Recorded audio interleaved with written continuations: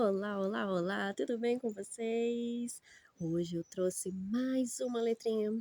Olha só, é a letrinha M. Vamos fazer a letrinha M, ó. Começa daqui de baixo.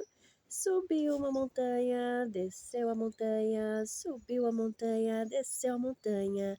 E qual é o som da letra M? Vamos fazer junto? Assim, ó, os três dedinhos.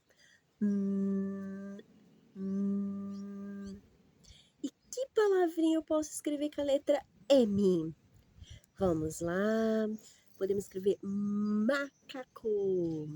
Podemos escrever também, ó, maçã. Podemos escrever também, olha só, melancia e muito mais, né? Vamos fazer de novo, ó. Hum, hum.